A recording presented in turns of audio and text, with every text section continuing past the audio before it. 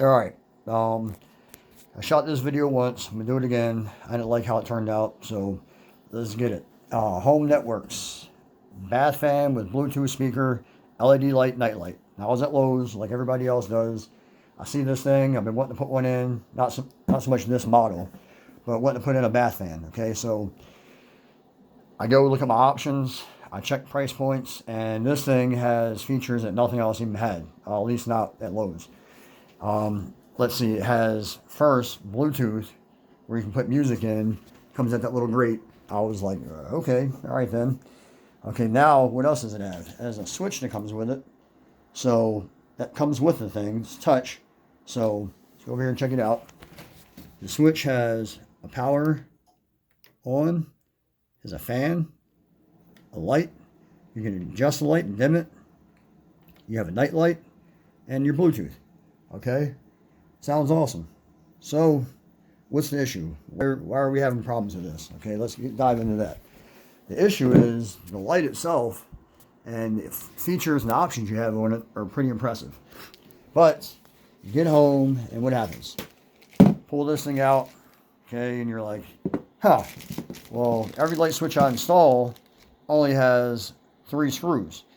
Okay, I'll have one over here, one up here, and one over here. So what's the deal with all this stuff? Long story short, houses that were made years ago, older houses, had basically a setup for a hot wire coming in and a wire going to your light fixture. That's it. Okay, then you have a ground in the wall.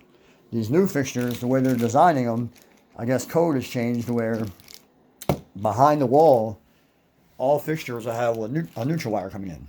Okay, so if you have a neutral wire that comes in your existing receptacle, this would be easy installation for you, okay? If you do not, it's going to be a little more difficult. Just letting you know now. You will have to run a neutral wire up the wall to your light fixture. Okay, now, as you notice, my wall is finished. And unfortunately, I refinished it years ago, probably about 2 years ago. Redid the whole thing, bathrooms, tile, all that. And I did not run a wire back there because I just didn't know that was a thing at the time. All right, so how do we solve that? Real simple way to do it. Of course, my father's done this work for his whole life, so he helped me out with this. This right here is just a piece of 12 gauge copper wire, and you see the hook we have bent. What we essentially did was took that hook, looped it, put it with the existing wire in the wall, looped it, taped it all together. Okay, now looping this wire over the wire in the wall, looping them together just like this, where they form hooks pulling in opposite directions is critical.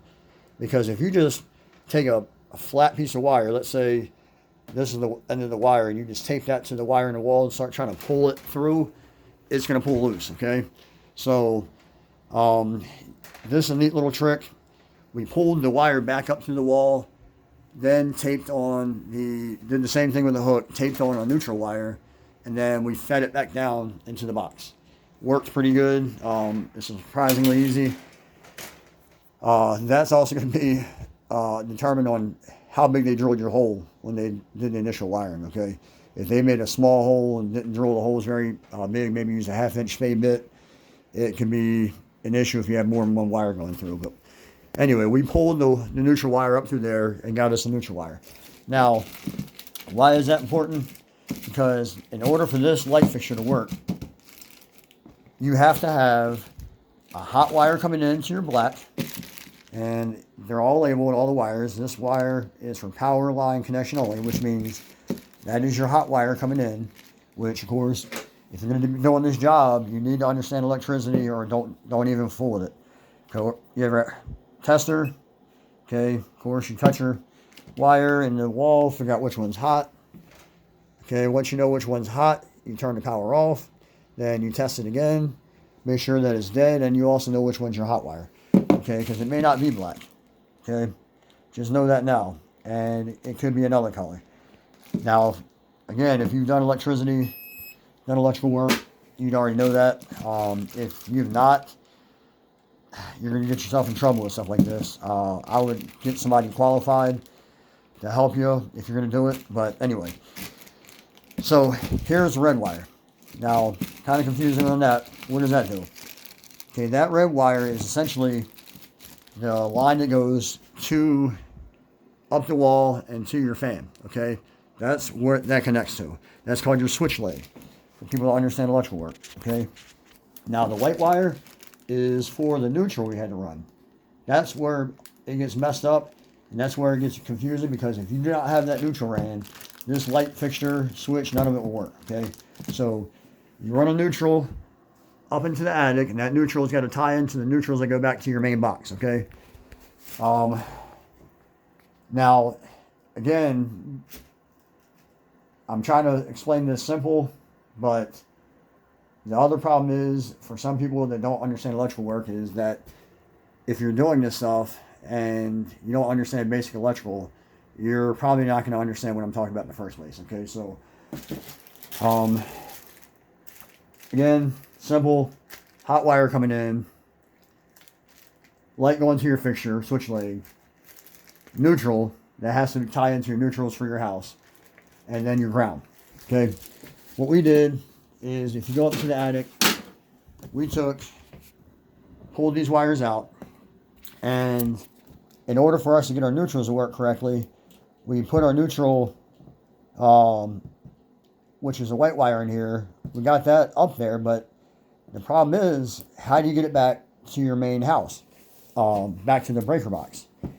Well, what we had to do, we had some wiring existing in the attic. We pulled it all out of the old box that was in that old box where that light fixture used to be.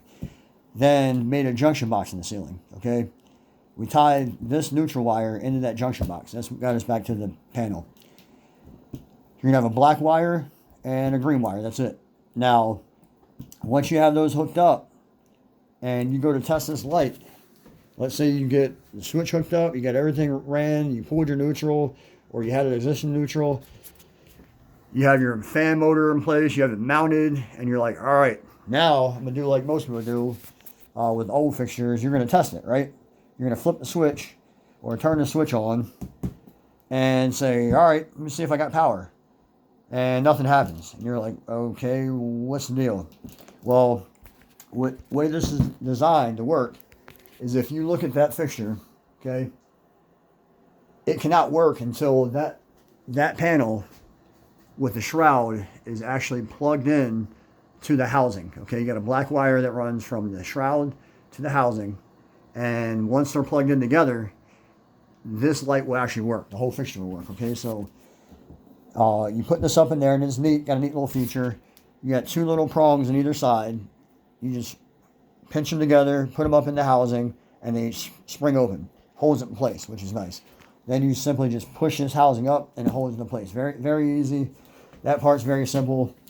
I think where most people are having issues with this thing, and where we ran into troubles, were it's a learning curve thing, right? Once you get past the learning curve and doing something the first time, it helps you. So that's why I'm doing this video, to avoid any potential confusion if you've not done one of these. If you're an electrician that's probably done hundreds of these, you're not even going to be here in the first place. But if you're a homeowner that knows basic electrical, or you're a contractor that's never done one before and you're going to do one, just know that when you go to do the installation, you're going to cut this hole bigger than what it says to actually feed it through the ceiling, because the 9 1/4 it suggests does not work. It has a fin here and a fin here for a mounting bracket that allows you to do a direct mount to a stud. Because of that, that makes this overall width from side to side of this housing about 12 inches. Okay, so when you go to push this box up into the attic, let's say like this, you cannot push it in there like that. That mounting bracket where the wing is going to catch. Okay, it's going to catch. So then what do? You flip it and try to push it up like that and rotate it, but then the mounting bracket on the back side looks just like that one, but on this side gets caught. It can't make it. It can't clear it. So there's no way for it to make it up in there like that. So you take this thing off, okay, and cut the hole a little bit bigger. I think we went about 10 inches. And that gave us the necessary clearance to push it up in there like that. Okay, once you get it up in there, in order for you to use this bracket or the slide brackets that come with it. You have to take this housing off and screw it in to get access to that hole, okay? So once you get this off, you'll have access to these holes. You screw it in, whether you're using the bracket or the slide bracket. Then you can put that back on. Now, if you have blown insulation like me, make sure that you tape off the hole opening as you go to install it, or else you're going to get a bunch of debris in your housing, and that's not going to be good for the fan. Another thing, little tip, this little tool is handy. Basically, you can put this on your ceiling and move it around. If you know what direction your joists are going, which you should, you can just look up there, check it out, and then it will finally find a screw or a nail, and then it'll actually stick and hold. So that gives you an idea of where your joists are. And what's nice about this, no batteries, no electronics, no doing this stuff back and forth across the wall and trying to figure out where your center is and all that. You know, that stuff might be important for maybe if you're trying to, I guess, mount something and you're trying to hit dead center on the stud. But in my experience, this thing right here, if you know it's in a screw hole, that screw hole has to be somewhere near the center of that stud. So that gives you a pretty good indication of where to start. All right, obviously, this is going to need a vent flex hose. They're 4-inch. Is the size of that worm gear that you're going to use. You have to have one big enough to accommodate a 4-inch flex hose, and that's got all that. Now, as far as how the fan works, now that you got everything installed, it's pretty awesome. I got to get a cover for this. Power, night light feature. Hit that same crescent moon again, changes the color. Okay, now bulb is light, obviously. And this little guy right here with the different exclamation point looking things is actually a dimmer switch built in. So that's pretty impressive also, because that's another feature. If you're going to buy a dimmer switch, they're not cheap. So hit that, it dims the light. Okay, let's try that again. There we go. Okay, then of course the fan button is obviously the fan. I'm going to put it up there where you can hear it. Okay, pretty quiet. Not the quietest in the world, but I guarantee for the money, you're not going to find a fan as quiet as that, not for 150 bucks. And have all these other features. That's the most important thing. You get a Bluetooth, which is what that little music note is. You hit that button, pair it to your Bluetooth speaker. You can find it on your phone like every other Bluetooth device. You search for it, pair it, it syncs. It sounds really good. I was surprised. You control the volume with your phone. It's simple as that. So if you're going to do one of these, I would recommend one. I think they're actually pretty nice. And like I said, for the money and all the features that you get, you're not going to find anything, at least not at Home Lowe's, as good as this one, okay?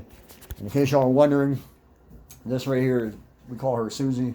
My wife does online posh clothing, all that kind of stuff. And we have mannequins all over the house. So anybody knows anything about online sales and posh and all that knows that that's just part of being married to a woman who has a posh store, right? You go in here, we got even more. Man, male, female models. And if you ever wake up in the middle of the night to go to the bathroom or come home from work late and you're walking through the house and you see those damn things, they're pretty scary. It will catch you off guard sometimes. Think somebody's in your house, and imagine walking into the bathroom, there's like a life-size one sitting in there. That's pretty scary also. But anyway, I hope everybody get something from this video. And if you're doing this job for the Home NetWerks bath fan Bluetooth, it will help save hours of time like it did us. Once we figured out what was wrong, we got it solved very quick and easily. But it will not work unless you do the mentioned steps previously. It's just not going to work. And you're going to be scratching your head trying to figure out why it won't work. All right, good luck with your install. I hope it goes well. Have any questions, comment below. And y'all have a good day.